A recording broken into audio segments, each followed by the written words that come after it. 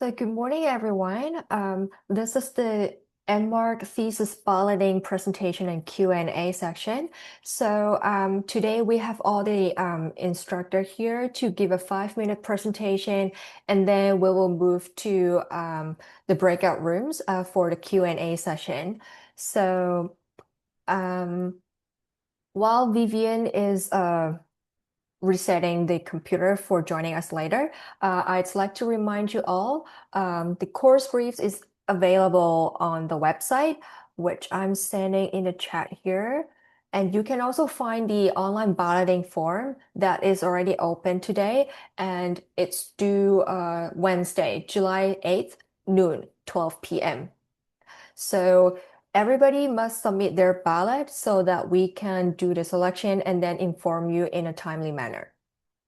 For the time being, this info session it will also be recorded for any students or classmates that you know they cannot attend today. They can always go back to the website that I sent just in the chat box to review the recording, and then they can submit their ballot at their preference. So for the first section, we have Karen Kubi, Professor Karen Kubi, to introduce and give a 5 minutes presentation. Karen, please. Okay, great. Thanks so much. I didn't realize I'm first. This is exciting. Good morning, everyone, or wherever you are. Okay. Give me 1 second.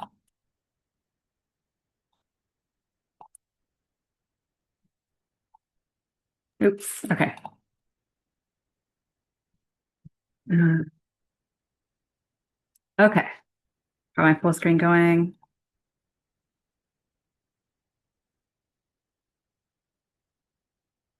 Okay, my section is Architecture and the Right to Housing, the practical case for radicalism. Housing is a human right.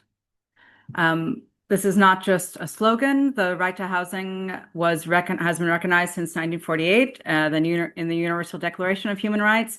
And very importantly for us, it has been codified in Canadian law since 2019. So this is an exciting time an important time to think through what this really means. But we know that you can walk to Daniels and see very clearly, or look at your own struggles with finding, quality housing you can afford, and recognize very quickly that while it might exist in law, it certainly does not exist in practice. The argument behind this studio is that the right to housing is not just a legal and economic issue. In fact, treating it as such has been part of the great failures that we see all around us. So the argument is that we need to look at these 7 aspects of the right to housing as they're codified in law: security of tenure, availability of services, affordability, habitability, accessibility, location, and cultural adequacy, and thinking of them more broadly. Specifically, the argument is that the right to housing is architectural. If we think of something like the right to cultural adequacy, it doesn't matter how good the law is. This is something, of course, that is realized ultimately through architecture. And while I'm decrying the lack of the realization for the right to housing for everyone, of course, there are really critical and amazing, important examples of quality work we can look to. I believe this is an issue of spatial justice, or how social justice manifests in the built environment. So basically, what does it mean if you sign up for my section? It means you can do whatever you want as long as you address 2 questions. And I'm not going to mess around with these 2 questions. So those are: what does the right to housing mean in practice? And how might housing projects and the design processes behind them contribute? And what's the deal with the subtitle here, the practical case for radicalism? We take this from the publication A Planet to Win: Why We Need a Green New Deal, which means that we're addressing the root causes, and that the argument that radicalism is actually the most practical way to go. Radical coming from the Latin word for root, and Naomi Klein talking about If we look at leaps forward and wanting leaps forward now, she sees these as the products of dreams invariably dismissed as impossible and impractical at the time, in times when people dare to dream out loud in public and together. So this is a class in which we dare to dream. Who am I? I've been working on housing justice issues in architecture for 20 plus years. I wrote this book. I run the Architecture and Housing Justice Lab. I convene the AIA's Right to Housing Working Group. So this is a topic I've been working on for a very long time, and it gives me no greater pleasure than to support students in work on this issue. Also in parallel, I'm going to skip through these slides, I'm realizing, but I've been running a series of Architecture and the Right to Housing programs in 6 cities across the Americas. Mexico City, Toronto, Sao Paulo, Buenos Aires, Los Angeles, and New York. So I'll be bringing that information also into the classroom and working with you guys. It's really important in Toronto. I'll skip past this, but the idea is to get different kinds of inputs than you might in a typical architecture class. I want to give a little bit of a sense of what students have done. This is my 3rd time teaching this class. I revise it a lot each time, so it'll be different, but the core questions are the same. So this is an example of Jen Nguyen taking some of the aspects of the right to housing as they're codified internationally, and then applying them to the groups, that she was working with. This is, communities from East Asian diasporas in Toronto. Then I'm showing you the project of Julia Bully. I'm showing you this. She was the only student in Canada selected for an international gallery of projects. So this is her presentation for that.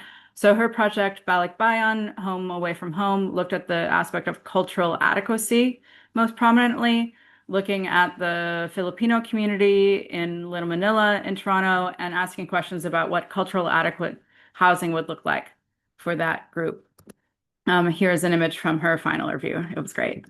And then last, I'll share a student who just graduated, Usama Nasim, looked at the issues facing migrant farm workers and produced a project, Architects Against Slavery, where he worked with an advocate to catalog and visualize the issues, and you're seeing location, availability, services, and habitability. This is where he's looking at aspects of the right to housing and how they're violated.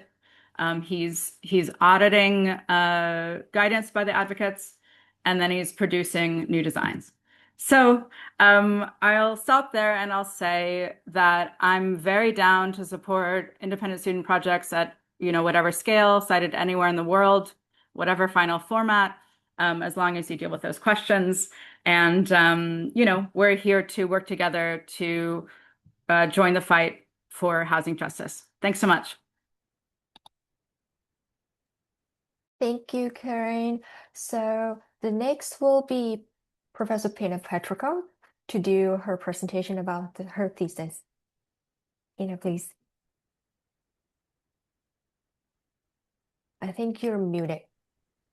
Excuse me, Tina, this is Laura. Would you mind just telling us the order so we're not completely jumped?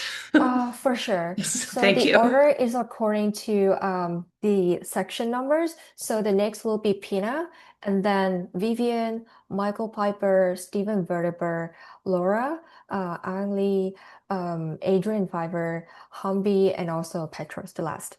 So there's the order. I'll send you in a direct message. Thank you. Pina, please. Okay, just trying to share. Not sure, am I given permission to share? Let me just see. Yes, you are a co-host. Okay. Yeah, here we go.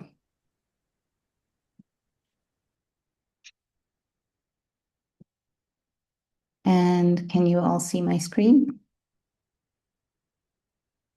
Great. Great. So delighted to present this seminar and subsequent studio in the thesis stream for next year, titled Temporary Permanence, Enduring Architecture for Change. I think I should start by saying that this really is for students that are interested in context.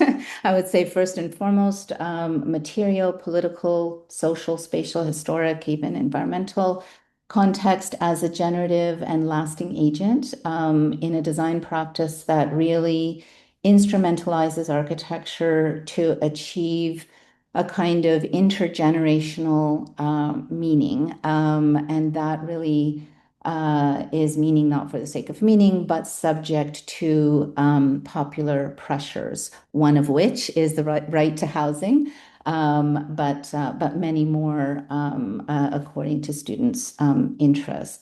It really is one that not only expects, but even anticipates future transformation and repurpose of itself.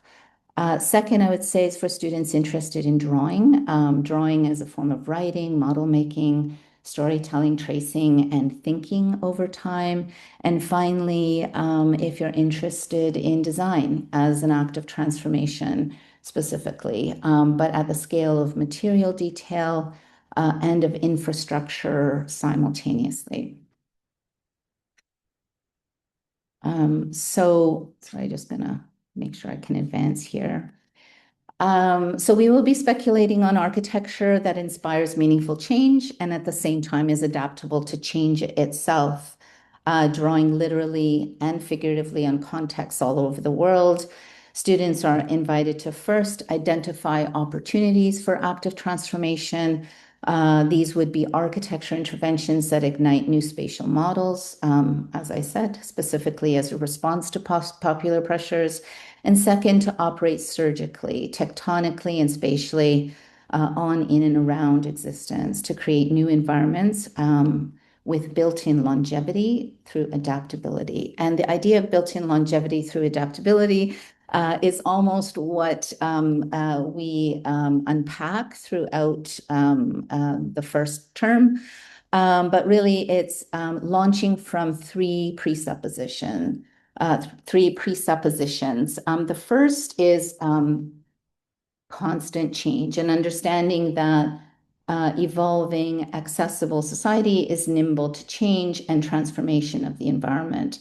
We will look at theories and projects that make a case for this. In other words, constant change is a kind of main ingredient for responsive and open architecture. The second is the non finito or unfinishedness. It's unfinishedness as an ethos, not as a process. And it really comes from the Renaissance sculptural practice that many of you may know, the non finito, where part of the stone is left unpolished or unfinished to conjure future possibilities. The third, maybe overarching, is really a kind of umbrella understanding of context is everything. Basically implying that existing multi-layered contexts provide the common meaning against which and with which new meaning is constructed. On the right here is Conical Intersect by Gordon Matta Clark that many of you may know in 1975 for the Paris Biennale.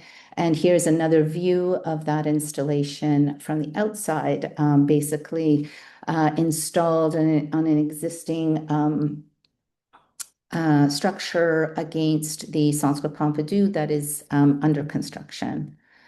This, of course, is the completed Centre Pompidou in the Paris context by Richard Rogers and Renzo Piano in 1977. And maybe it does actually illustrate how I want to say newness, new construction is interestingly responsive and in constant transformation, even if it doesn't seem so, and that ultimately it's not about being contextual, but creating contexture, if you will.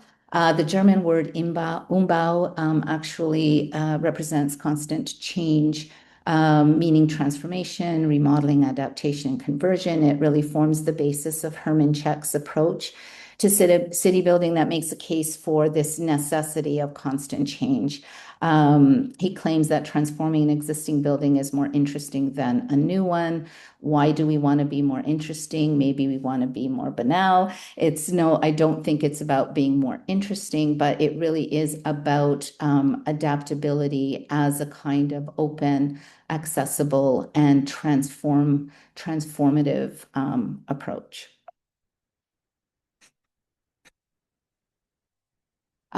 Constant change, Umbau, is really an idea that you could put something into the world, an act of architecture, of design, of intervention that then becomes subject to that constant change. And we want to, in some ways, anticipate that, but not necessarily control it. Here is the IRCAM expansion, the subterranean component of the Centre Pompidou in 1990, and then today a new revitalization where now, of course, the Centre itself becomes the existent against which new architectures evolve. Another view of a canonical intersect really introduces the idea of the non finito, or born a ruin. This is yet another view of that same piece, now echoing the colors of Pompidou. And on the left is Jinyun Quarries by DNA that really ultimately does not acknowledge, I want to say, the age of the existent and the newness of the intervention. This is really a project that retrofits 9 quarries with public infrastructure and cultural spaces. We, of course, can't not speak about the new ruin without looking to Lina Bobardi, the SESC. I'm sure there's many in the class are very familiar with this project, as I think we all looked at it in Comprehensive Studio last term. And this project really starts to, on the left, we see a new window that really is expressed as a kind of accelerated erosion of its concrete shell. I want to also invite students to think about their site of operation, not just in building, infrastructure, detail, skin, but also interior architecture. And I think this is something that we don't really have an opportunity in our curriculum to get so deeply in, but you are invited to do that in this format. And this is a view, of course, of the interior of the SESC, where there is, again, an accelerated erosion and even inviting water and drainage into the building. The non-finito really, I think, also applies to regeneration and regeneration of this, I think, familiar project. The Ningbo History Museum, really that is made from reclaimed, reused remains of surrounding demolished villages. This also enters into an idea of cultivating waste or construction waste and its regeneration as a form of transformation.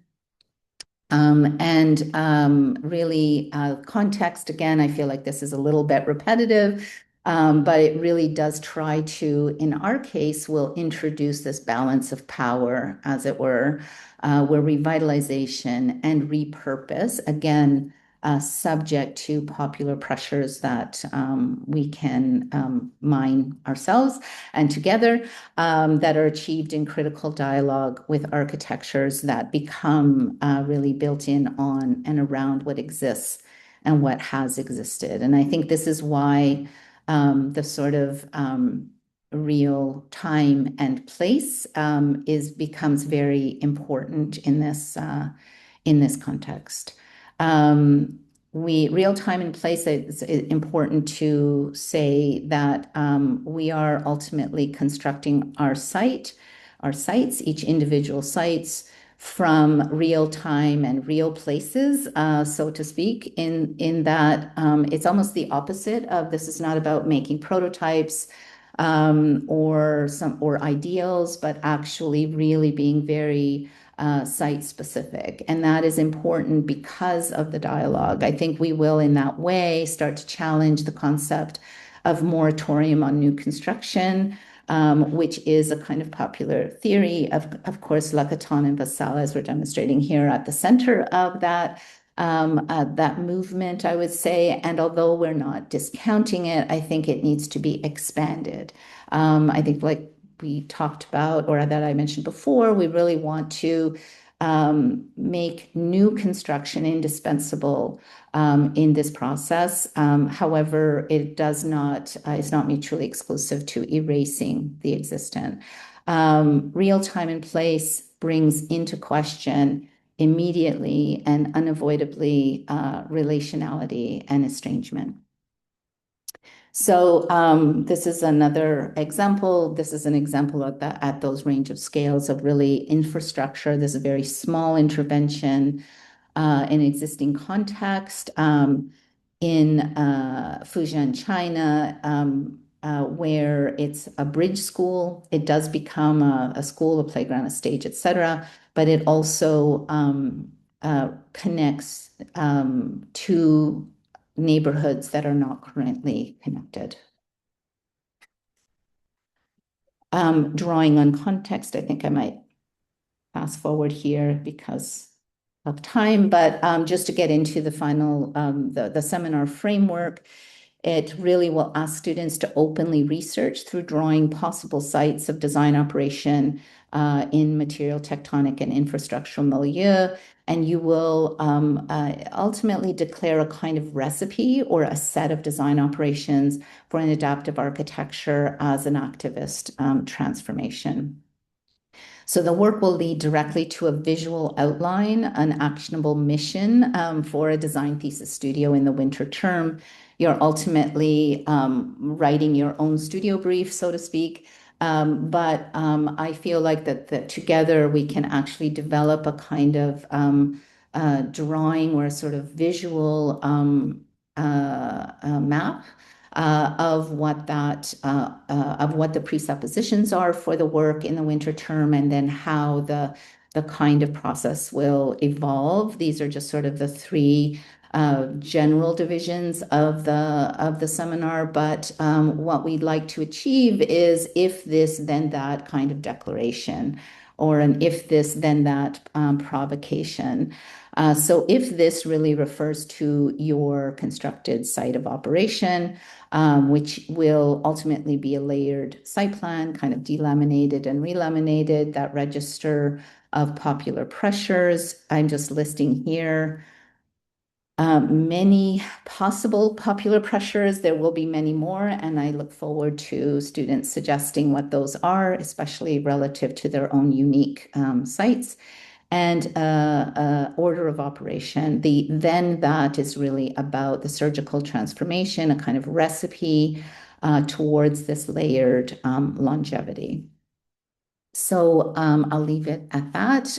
But if students are interested in, finding out more specifics about the structure of the seminar, et cetera, I look forward to shedding more light later.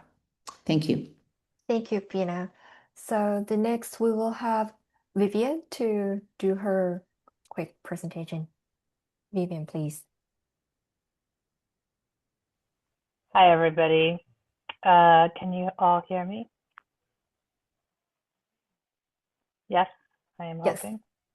Okay, great. All right, here we go. I'm going to try to keep on time here. So this studio starts with a simple what if. What if vernacular architecture had never been interrupted?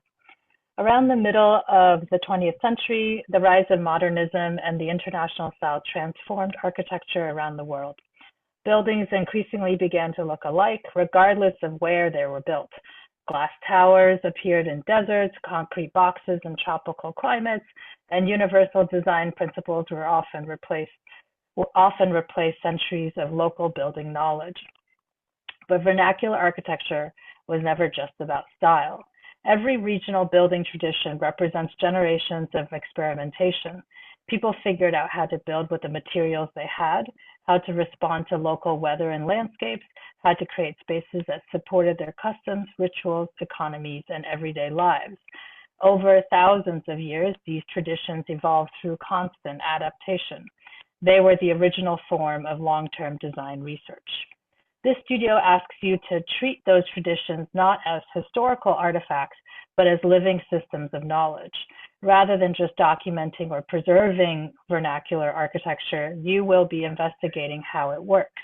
You will study its underlying principles, how it organizes space, manages climate, uses structure, engages materials, and reflects particular ways of living. The goal is to understand the logic behind the architecture rather than simply its appearance. Imagine that your chosen building tradition had continued evolving alongside advances in technology, changing social structures, environmental pressures, and new construction methods. What would it look like today? How would it respond to contemporary cities, new materials, digital fabrication, issues of migration, climate adaptation, or changing patterns of family life? So in short, in the first semester, you will analyze precedents, decode building systems, identify underlying spatial and environmental strategies. In the second semester of the Thesis studio, you will test how these ideas can evolve through contemporary architectural practice. Ultimately, the studio is about imagining alternative architectural futures. It asks what might have happened if local knowledge had remained an active participant in architectural innovation, and whether those interrupted trajectories can still offer meaningful directions for design today. I'd be happy to answer more questions in the Q&A form. Thank you. Thank you, Vivian. Next is Michael Piper. Michael, please.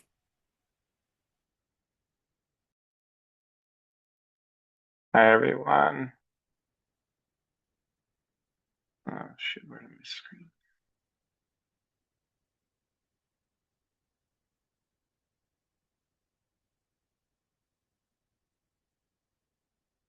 Am I sharing my slide presentation now? Yes. Okay, great. I've titled the framework for this thesis group Almost Ordinary, but before speaking about what that is all about, it's helpful first to understand the ordinary. In Northern America, after World War II, repetitive buildings and landscapes were rubber stamped across the continent. Here, the utilitarian nature of modern architecture took on a matter of fact, and sometimes honky-tonk or popular quality. Ed Ruscha tried to capture the exhaustiveness of this new landscape. John Kuenhoven described its cultural roots and implications. And learning from Las Vegas, Denise Scott Brown and Robert Venturi gave it a name. The ordinary is a framework they used to learn from everyday buildings and landscapes. They lamented that modern architecture had evolved to focus on heroic and original forms while disregarding the ugly and ordinary ones that make up most of our cities. Over the years, other theorists and designers have echoed this call. However, there have been persistent problems for many theories of the ordinary, even for architects interested in engaging with everyday contexts. The acts of designing for them would seem to diminish the very quality of self-emergence that drew us to them in the first place. Think of this as kind of an intellectual gentrification. Almost Ordinary is a theoretical framework that invites students to explore this problem.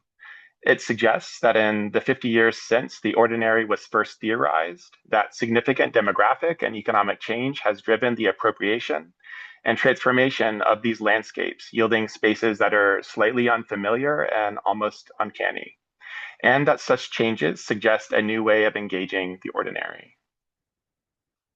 Consider, for example, a single-family home on a cul-de-sac that is converted into a rooming house for 18 students. A big box that is transformed into a battlefield for camouflage-clad paintball players. A typical apartment building that has its structure stacked up like a house of cards. Or a suburban industrial building's parking lot that is surrounded by Buddhist statues to create an unlikely sanctuary for worship. These events can seem strange, almost fictional, yet they have taken place. They aren't a product of design per se, but rather emerge from acts of appropriation driven by social, economic, or political conditions. To develop design methods for almost ordinary contexts, students in the Thesis group will be asked to research and construct a narrative about a political, social, or economic condition that helps shape an ordinary building or landscape. This narrative should be grounded in a real life context, yet identify strategic opportunities for change. This is kind of a script or a template for your thesis project that in the following semester you'll be asked to design according to. So Pina mentioned this idea of defining your thesis. This is how we'll be doing it. Such approaches, sorry, I skipped ahead in your way. With this framework, a strong thesis constructs a narrative that allows a project to move fluidly between observed reality and imagined possibility. Think of this as a kind of magical realism for buildings and landscapes and cities. Projects embedded in the real world, but operating according to a slightly different set of rules. Such approaches are rooted in ideas of designers and design theorists, more contemporary ones, drawn from built projects that address the material constraints of the real, to inform now today inventive practices in the built environment.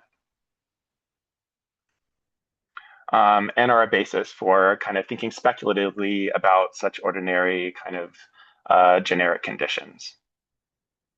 I have a particular interest in applying such approaches to housing design, and particularly how it opens opportunities for architects to engage in processes of finance and policy making. But I'll leave you here with these two images instead of a conclusion, one of Frida Kahlo's version of realism, the other toward Denise Scott Brown's love of the ordinary. Consider it as an invitation to a conversation that I'm looking forward to having with, well, some of you in the coming year. Thanks. Thank you, Michael. Next is Stephen Verdeber. Stephen, please.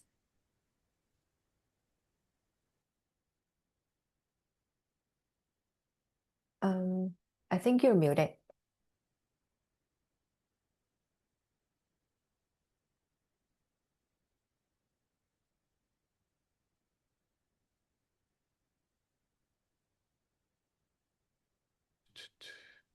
Can you hear me now? Yes, perfect. Can you see the image? Yes. Okay. I'm Stephen Verderber. I'm a full professor at Daniels, and I've been there since 2013. And I've had a joint appointment, a cross appointment in the School of Public Health at the Dalana School of Public Health at U of T the entire time I've been here. And I'm the founder and the director of the Center for Design and Health Innovation, which has a web page that I invite you all to look at because it has a lot of information, a lot of background information for you that I can't possibly go over in a few minutes here. In terms of recent projects, publications, my work with the World Health Organization to design an infectious disease treatment portable facility for Ebola patients in Africa. And the actual facilities they're in the field operational right now. And you can see a video about this on the homepage for the Center for Design and Health Innovation. But in the fall and the winter thesis, the two-term sequence, this book, which this is my most recent book. It's my 10th and final book called Architecture and Health Equity in an Imperiled World. And it came out last fall, and I like for it to serve as a foundation or sort of a beginning point for discussion for what we would be able to do this fall and winter term.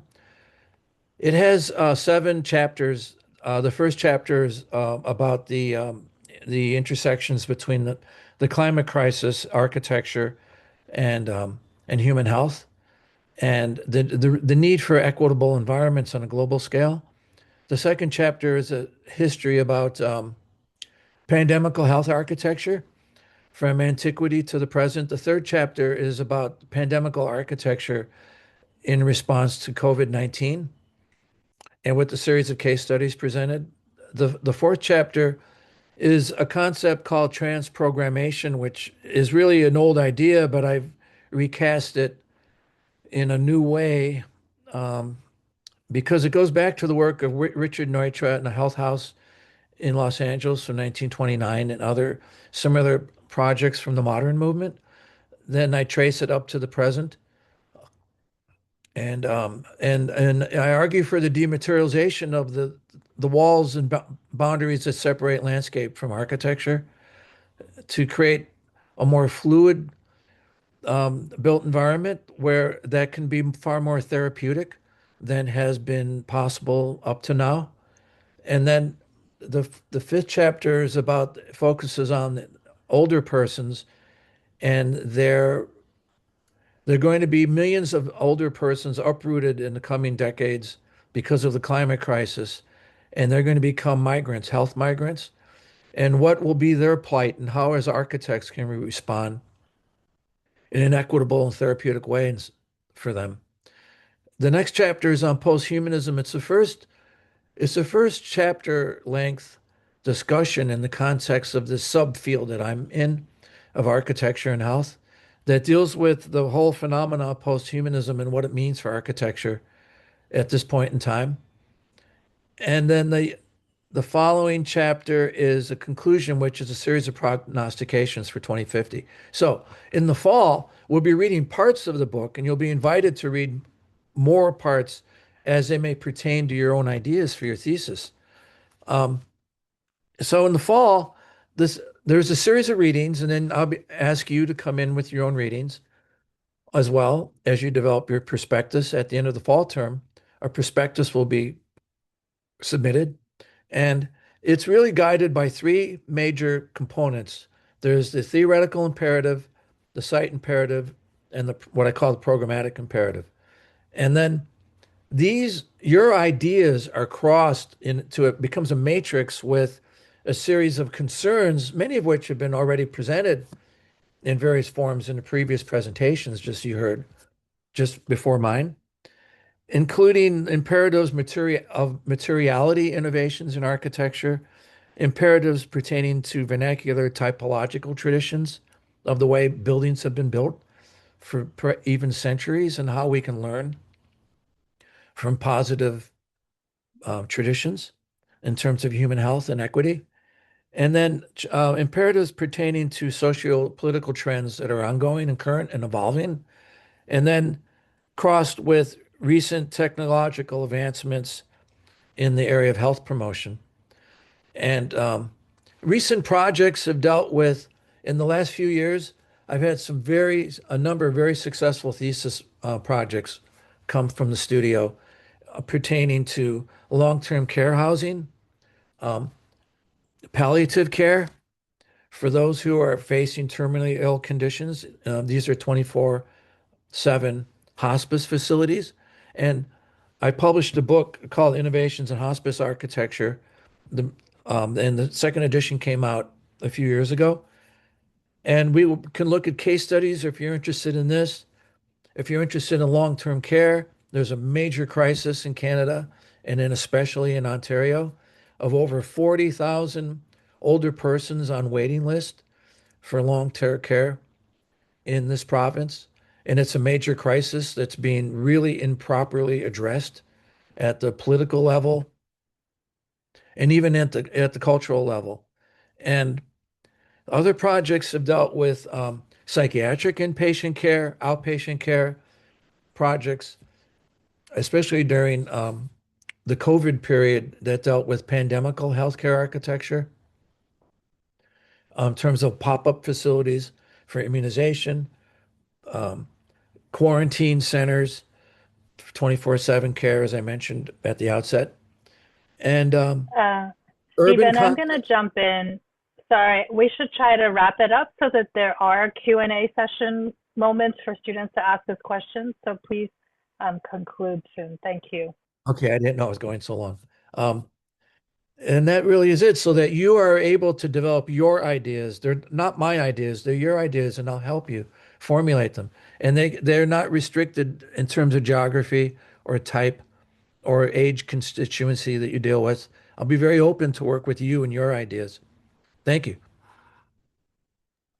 Thanks, Stephen. Next, we'll have Laura to present her thesis. Thank you. Laura, please. Let me just get set up. There we go. I've got some weird stuff going on.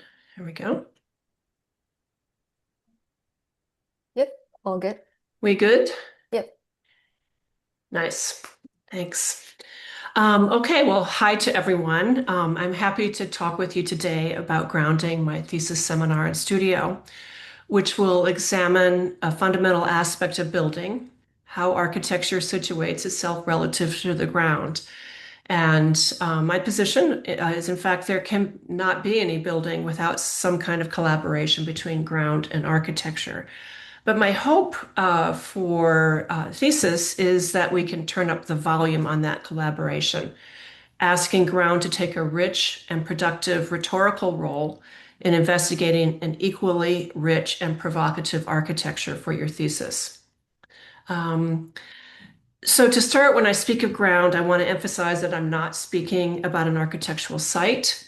As designers learning to be architects, typically we understand a site to be an artificially bounded collection of conditions to be documented, acted upon, altered, and so forth, with the aim of situating a building.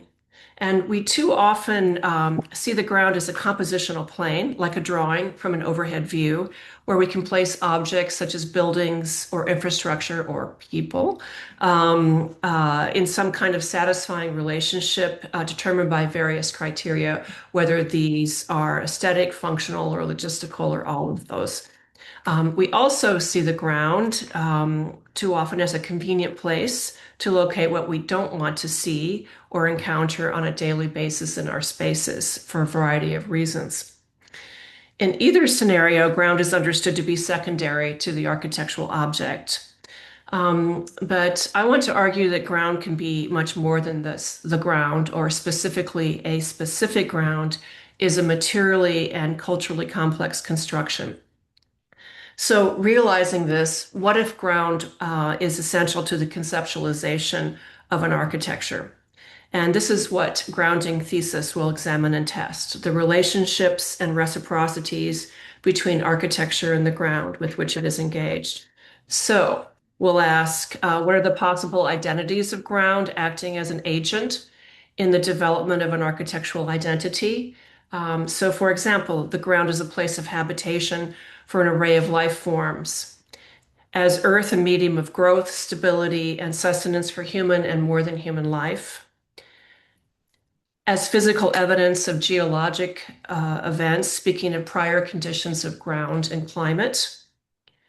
As a locus and repository for past life forms, both within vast geological timeframes and also within human memory.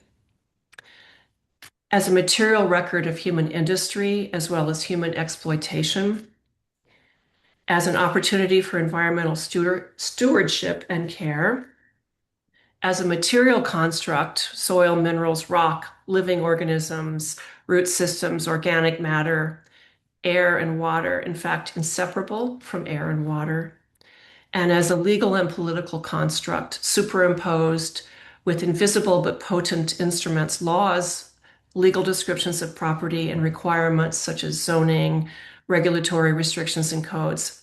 And these circumscribe, circumscribe possible construction, but also uses, behaviors, and most of all, individual rights. We'll also ask in what ways can ground and architecture collaborate. We'll explore what the possible formal, spatial, and material relationships between architecture and ground might be, for example. How do buildings and other modes of architecture sit upon, or nestle within, or shelter underneath, or sidle alongside, or pass through, or become anchored in the ground? What motivates the building of structures that reach across, hover above, sit next to, separate grounds, or extend beyond the limits of the ground? In what ways can an architectural work construct new ground, superimpose, replicate, or reorganize grounds, or perhaps leave the ground altogether? The seminar's research and themes will serve as a framework for the subjects, locations, and/or programs that each student will pursue for their independent thesis in the winter term. And the seminar will be structured to allow each of you to ultimately pursue projects at a range of differing scales, geographies, and cultural contexts based on the questions and interests that you bring to our research. And that research will have several components. First, we'll have shared readings and key concepts to help us theorize and conceptualize the ground. Key readings will be drawn from many of the texts I'm showing you here, and we'll discuss our readings in our first class, and I welcome your suggestions to our shared storehouse of ideas. And I won't go through these now, but you can look at the written description of the studio and seminar for some of my comments on these. Okay, second, we'll undertake three-dimensional and orthographic studies of ground and architecture's collaborations, and these will be individual explorations looking at ways in which the ground is conceptualized through modes of architectural representation, drawing on methods and visual rhetorics from within our discipline, of course, but also from outside realms such as geology, geography, scientific illustration, and so forth. Third, we'll undertake case studies of possible affiliations between ground and architecture. This is also independent work. Each of you will identify and research 3 case studies aligned with your interests, and these will inform the development of your thesis, of course, and become part of your thesis proposal document. And last, we will undertake writing and visual argumentation about ground and architecture. Your thesis proposal will be developed through focus writing and graphic exercises that evolve into a clear set of arguments and a working plan for the winter thesis term. So look forward to answering more questions in the Q&A. Thanks. Thank you, Laura. Next up, we have Professor Ang Lee. And One please. second. My cursor is not available. Sorry. No worries. It's gone someplace. Here we go. There we go. Thank you, Laura. And Anne, Okay. please. I'll go around, go ahead and check. Can you see my slides? Yes. Okay, so like Vivian, I'm on a very shaky Wi-Fi connection, so if something goes wrong, somebody let me know that there's a problem. Good morning, everyone. My name is Ang Lee, and I'm very excited to be joining everyone at Daniels this fall as a new faculty member. I had the pleasure of teaching a class at Daniels in winter 2025, but I don't think that I met anyone in the student cohort. So I think I'll begin with a very, very brief introduction to myself and my practice, and to use it as a way to set the scene for some of the themes that we're going to be exploring together this semester. So I'm an architect by training, and for the past 10 or so years, I've taught in a number of different architecture programs, most recently at Northeastern University in Boston. But most of the work that I do in my design practice approaches architectural production from a material lens and stems from an ongoing interest in how we take stock of the material footprints of the building industry. And so alongside my teaching, I have an interdisciplinary design studio where our work doesn't usually result in a building in the conventional sense, but are deeply invested in how buildings and building materials are assembled, maintained, and recirculated and reused over time. This includes material research into the cultural and environmental footprints of familiar building materials, as well as installations, design objects, and furniture that double as a way to experiment with alternative cultures of making that are centered around reclaimed and recycled materials. And so together, these projects have informed a set of interests in a qualitative and a situated approach to material research that we're going to be exploring this semester that questions not only how building materials perform in service of human desires, from looking at their formal attributes to their structural capabilities, but also how our perception of them as waste or commodity, as abundant or precious, are shaped by these kind of larger social, economic, and environmental systems. So over the years, we began to develop a framework for thinking about the material world that allows us to situate discussions around form or aesthetics or performance within a series of wider contexts, from how the project engages existing production networks or cultures of making and the building trades, to how it positions itself within local supply chains and material networks that inform how we think about sourcing and disposal, to how our work participates within these broader systems of material valuation, from thinking about cultural value to carbon footprints. And so this thesis section is called Taking Stock, and it builds on this framework to consider how we might develop a set of alternative strategies for taking stock of the growing material footprints of the building industry that moves beyond facts and metrics, which remain the kind of dominant mode through which we think about architecture's material entanglements, and to turn our attention instead to more qualitative and more embodied ways of looking at and intervening within the material systems around us. So over the course of the next 2 semesters, we'll be thinking about the concept of taking stock in a couple of different ways. First, as a research framework, a way of looking that enables us to read the built environment as the curation of materials and labor between sites of supply, demand, and disposal that are often unfolding far beyond the confines of the building site. And secondly, as a kind of design ethos that reframes how we define an architectural project, from a focus on new construction to practices of repair, reuse, and recirculation that takes place before, during, and after a building's useful service life. And then lastly, as a kind of opportunity for collective self-reflection or a kind of disciplinary critique, and a way to question dominant industry practices or value propositions within our profession, or to consider how thinking through a lens of repair and reuse fundamentally changes the way we define our role as architects, or the kind of spatial and temporal boundaries of an architectural thesis. And so throughout the fall semester, we'll be tackling some of these ideas through 3 phases that move back and forth between collective and individual research. We'll begin by aligning ourselves with current debates around waste and value from architecture and its neighboring fields, through readings and case studies that provide the kind of vocabulary, the concepts, and the collective value propositions for our work. Looking in, we'll engage with calls for reform from the design disciplines that speak to the need for new industry practices and policy frameworks that are moving beyond the status quo of extraction capitalism. Looking out, we'll draw from forms of material inquiry and the environmental humanities that provide models for thinking about material artifacts as protagonists within larger environmental narratives.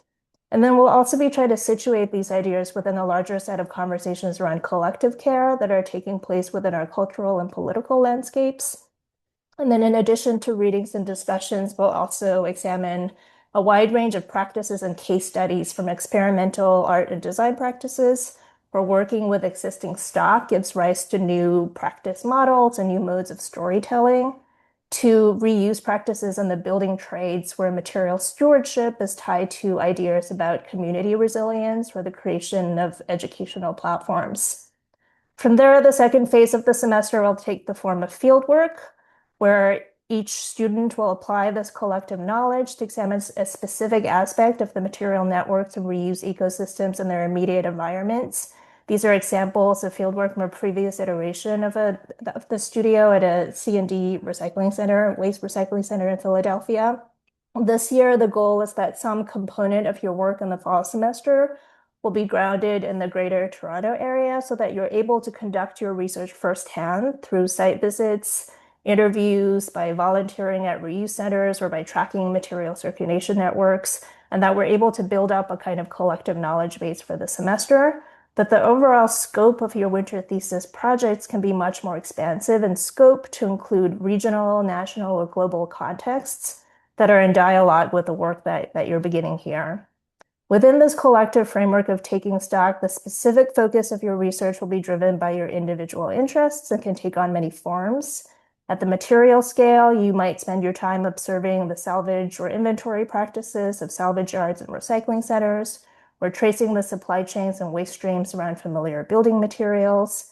At the building scale, your work might take the form of surveys or post-occupancy reports that unpack the potential of obsolete sites or architectural typologies.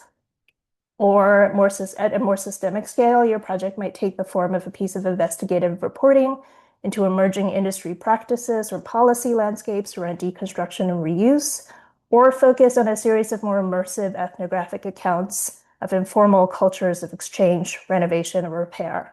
All of which is to say, while the focus of the studio remains centered around how we develop ways of working with existing building stock and material resources, the scale and scope of the work that you're able to explore remains very broad and should be grounded within a topic that you feel strongly about. And so on that note, I'll just end by returning to the diagram that we began with to say that, the ultimate goal at the end of the fall semester is to try to think about how all these different scales of material analysis that we'll touch on throughout the course of the semester might begin to inform each other, and how you might develop a way of working for the winter semester that's able to draw connections between tangible, physical, and material practices and the kind of larger systems that they operate within. I'm happy to speak more to any of that during the Q&A. Thank you, Ang. So we have the next is Adrian Fiver for his presentation. Adrian, please. Sure. Thank you.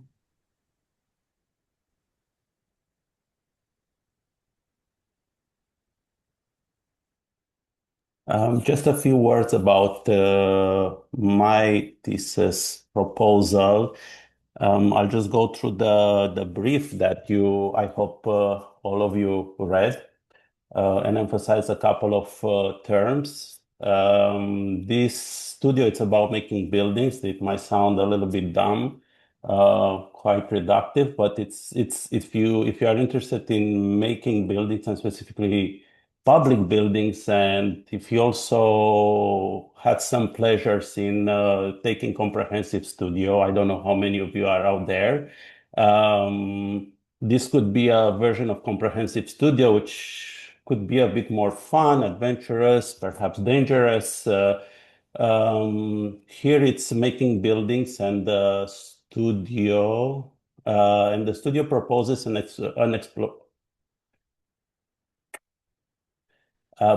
exploration that embraces the uncertainty of public forms, the partiality of participation, and the indeterminacy of matter and meaning as a design method.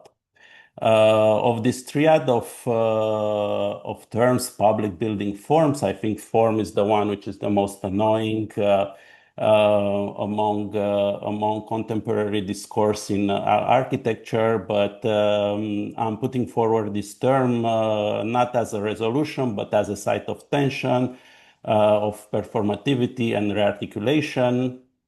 I would like to offer here three examples that speak about this. Lina Bobardi's museum in Sao Paulo, and how it extends and how it interprets this zone of publicness, or how the building becomes public.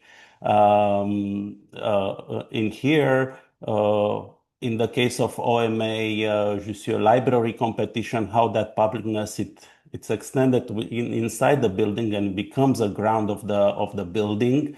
And lastly, the parking structure in Bahrain by Christian Querez, which ends up being an object that obviously it's infrastructural, but it's also a little bit ambiguous because it behaves like an art installation or like an extension or multiplying of the public space.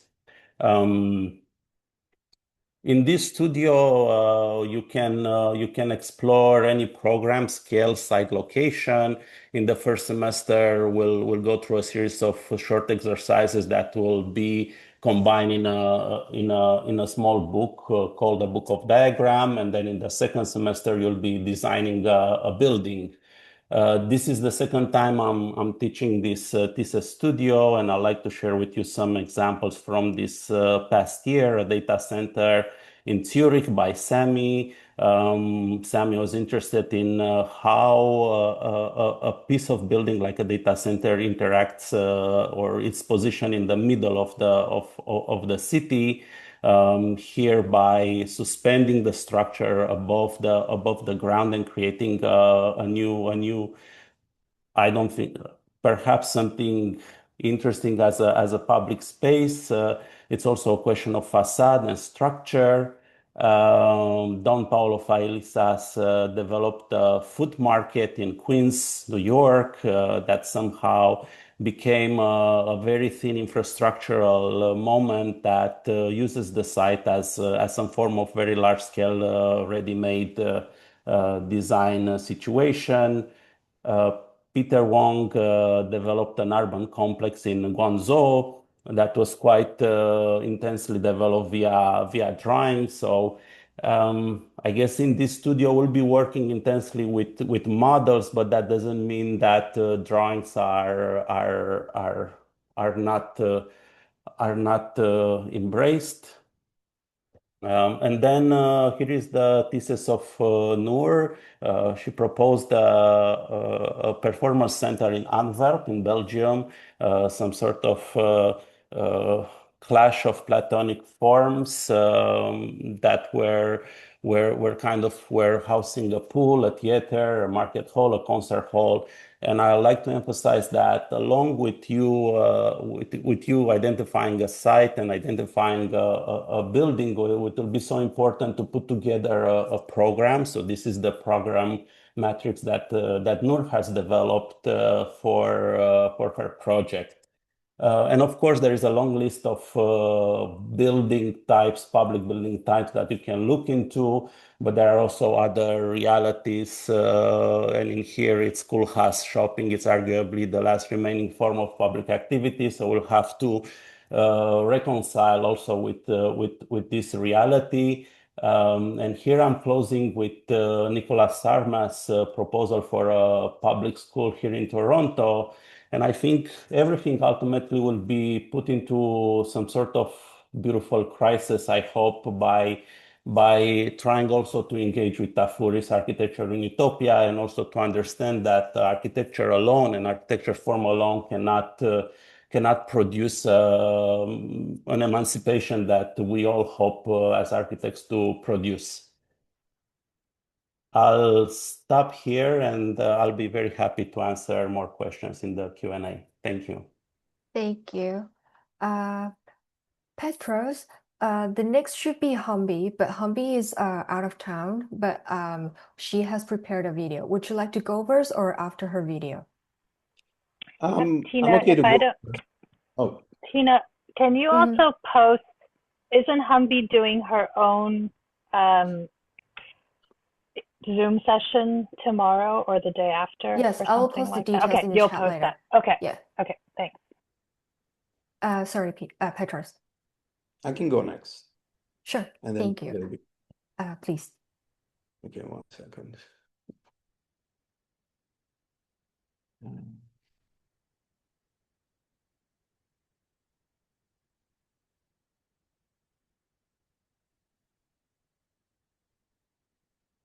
Okay. So this year's studio is called Repair Commons, but it's an ongoing research project. It contains a body of design projects and visual essays, maps and models, readings, and an evolving syllabus. And this will be essentially its 6th iteration. Pina talked about this image, but over the last 6 years, a kind of clear trend emerged in the research studio, as many students' projects focused on rebuilding and working with what we have. So repair becomes our primary tool. It was previously known, the studio, as the Archipelago Studio. So this version maintains the kind of method and structure of the previous versions. It really begins with this expanded understanding of site, not as an area or outline on a map, but as a network that is operational and political. Students, you're asked to find a site and to stay with it as early as possible, maybe even before the first class. And then look at it as a place that may not have a single center, and maybe is in a global periphery. Projects would be expected to kind of think about how do we make architecture against crisis?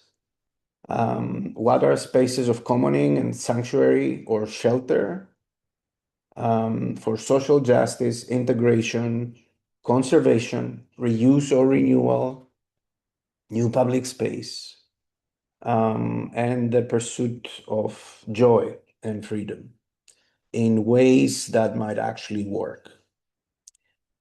The thesis seminar and studio is set up in two parts. First one is 3 hours per week, fall 2026, the research seminar, where you're asked to discover, explore, and document a site in depth, not as a plot or an area on the map, but as a mesh of actors, vectors, fields, and objects that cannot be controlled, let's say. And that's your first kind of decision, your first act of research. You might work individually or in groups, and you are encouraged to consider global locations, places, and problems that you are familiar with. And in this chosen site, you may observe and respond to a crisis. We're not going to solve this crisis. It's too big for us to, think about solutions, but we will work with partners who are addressing it. Trading control with allyship and partnership, learning to work with what we have in a world that already has many things that we need to conserve rather than extract or raise to the ground. And these crises are ubiquitous and constant. They're climate and social crises intertwined in every part of the world. And can be visualized as networks of relations, fields and objects, or islands and the sea of information among them. And so in the first term, during the research seminar, your first and main deliverable would be to make a visual essay.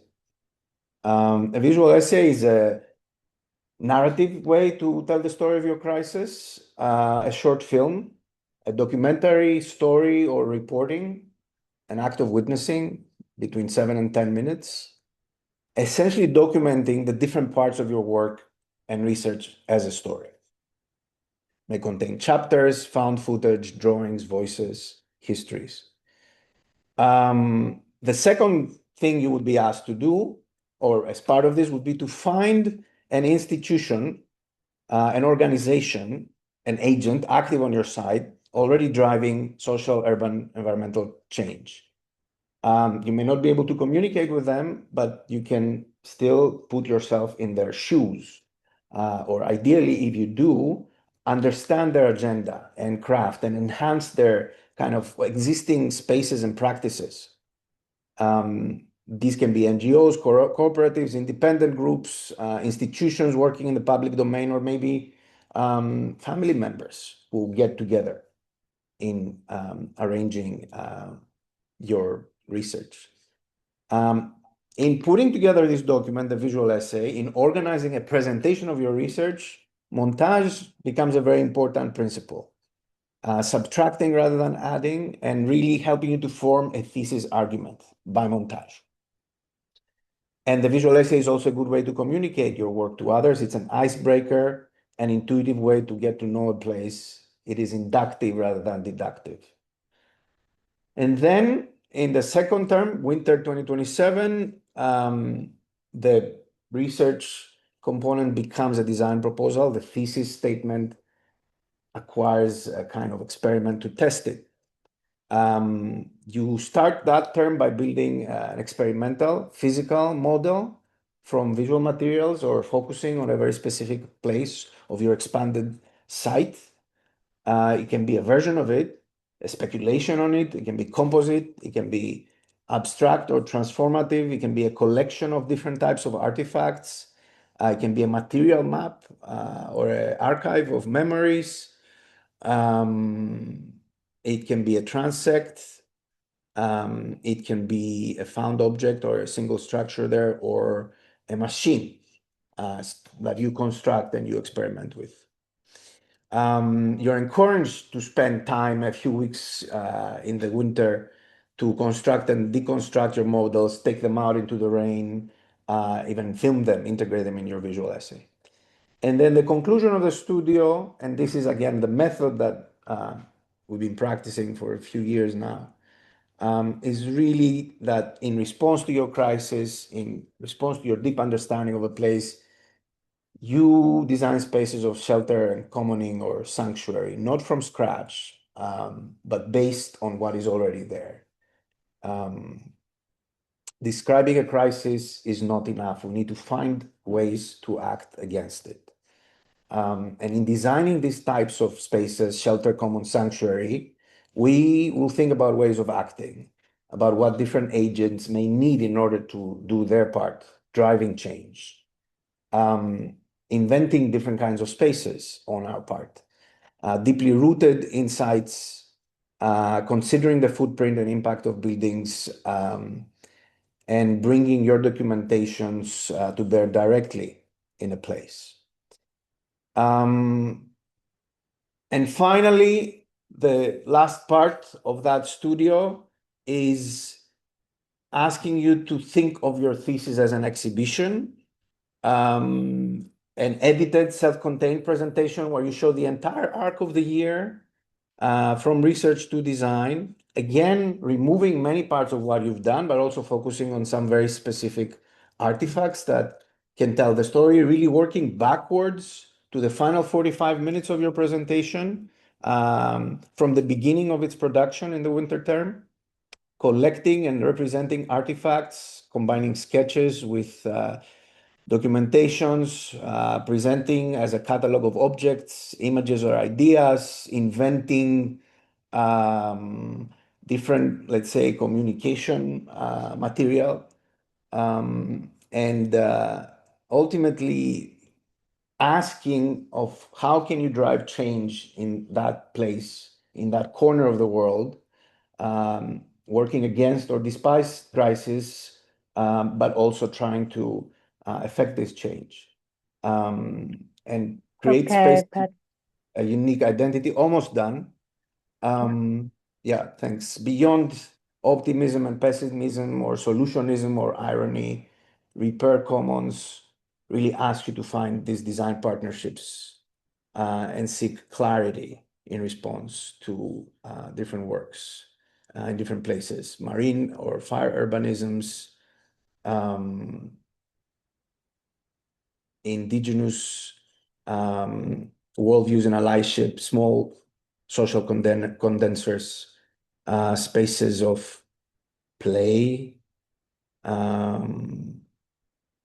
or architectures that resist yet also bend with future storms, building shelter, sanctuary, and spaces of freedom and joy.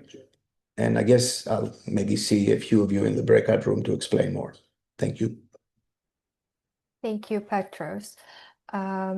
So Humby is away today, so she has arranged an info Q&A session tomorrow. I'll share the Zoom link and details in the chat later, and also share all the details in a follow-up email with all the students. So now I'll play the video that she has prepared.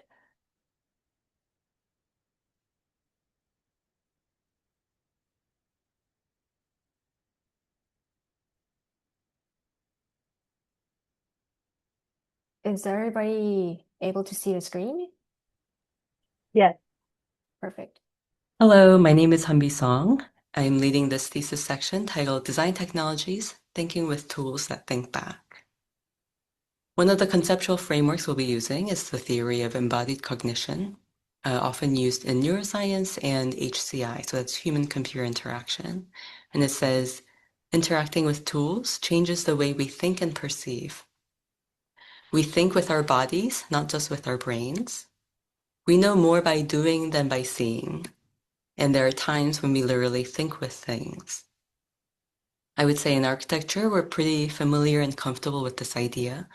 For example, model making, a lot of iterations, all the processes which you see on the screen for Diller's Graffiti Rent for Slow House.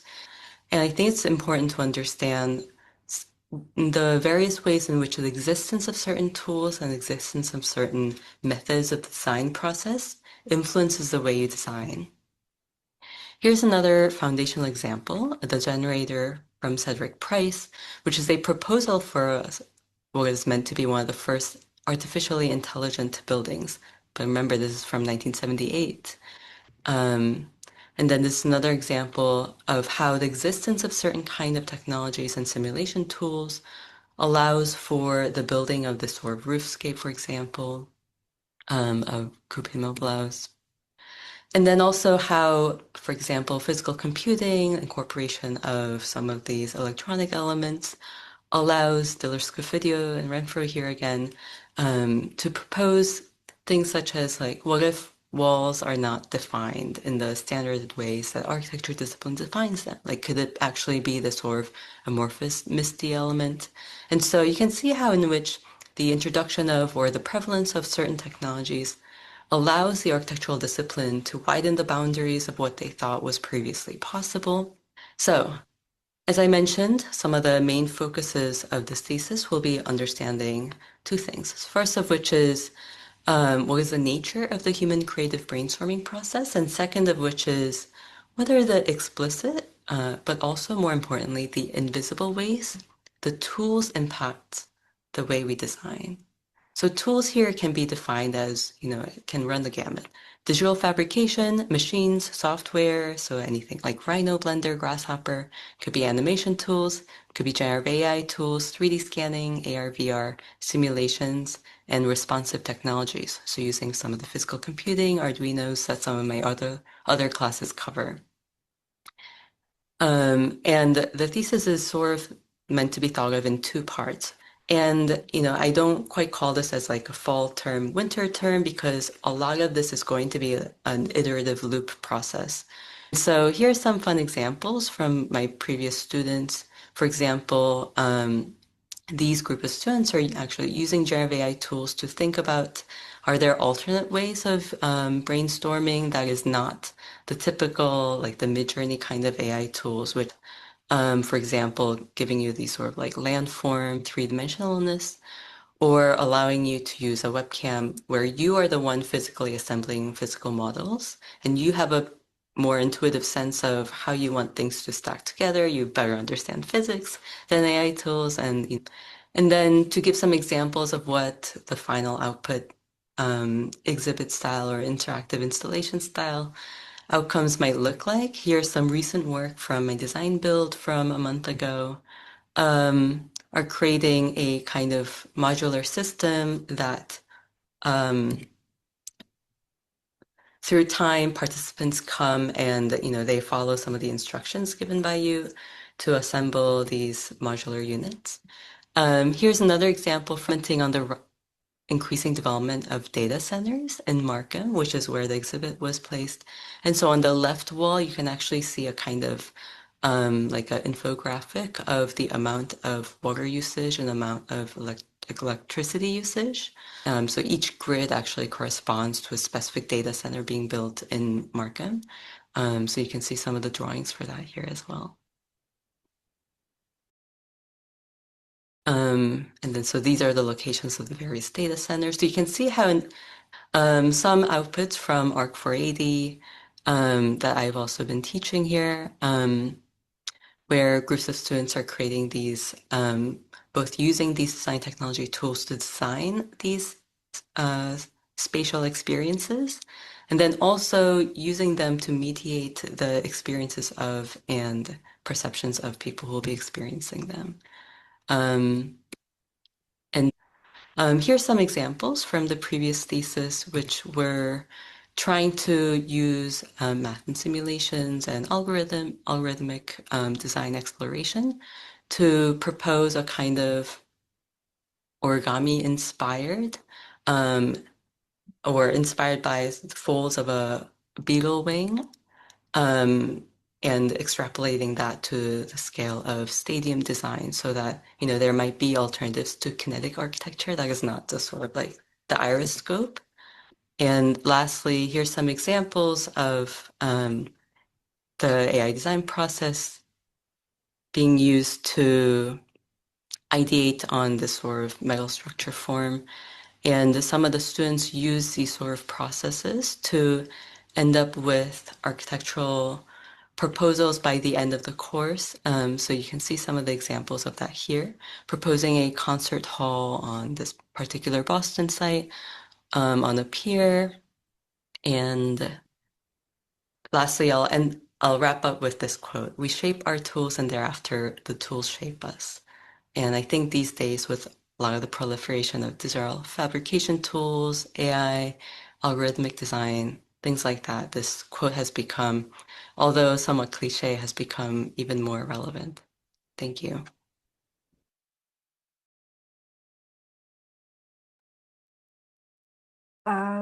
Thank you, everybody.